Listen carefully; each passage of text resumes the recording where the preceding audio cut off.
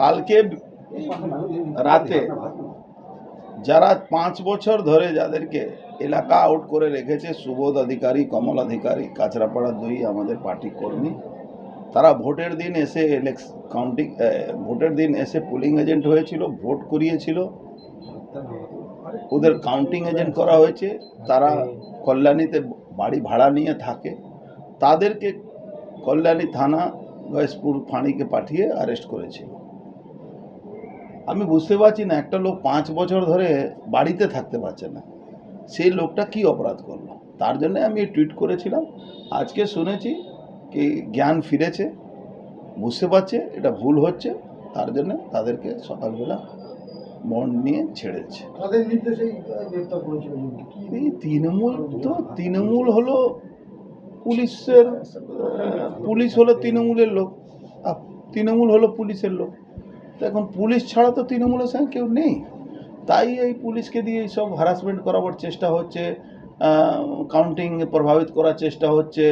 আপনি ইতিমধ্যে দেখেছেন ওই টিটাগড়ের চেয়ারম্যান একটা করেছে, মেসেজ ছেড়েছে কি হাজার হাজার লোক আপনারা ওই মাজারের সামনে, যেখানে ক্যান্টনমেন্ট বোর্ডের আছে, যেখানে ক্যান্টনমেন্ট বোর্ডের অফিস আছে, ওখানে পার্টি ক্যাম্প করছে, ওখানে আপনারা হাজার হাজার সংখ্যা উপস্থিত হন। কেন পারা যায় ক্যান্টনমেন্ট বোর্ডের? আমি ডিফেন্স মিনিস্ট্রিকেও টুইট করে ট্যাগ করেছি, চিঠি করেছি ইলেকশন কমিশনকে।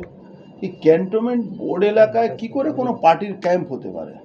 যদি হয়ে থাকে আমাদেরও ক্যাম্পও পারমিশন দিতে হবে, নাহলে কারো জমায়েত করা তো করো, অলরেডি সবসময় 1 ফুট ঘর থাকে, ওখানে কি করে আপনি করতে পারেন?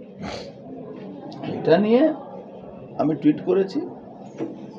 তারপরে ব্যাপকভাবে নাকা চেকিং করে আমাদের কর্মীদেরকে, যারা কাউন্টিং এজেন্টে হয়ে যাবে তাদেরকে বাধা দেওয়ার সৃষ্টি। পুলিশের ঘরে মিটিং হয়েছে, যেরকম আমি বলেছিলাম কি দমদম এলাকায় 7 জন ইন্সপেক্টরকে দায়িত্ব দেওয়া হয়েছিল শিলভদ্র দত্তকে আটকাবার জন্য। আপনি দেখেছেন অনেক জায়গায় আটকানো হয়েছিল।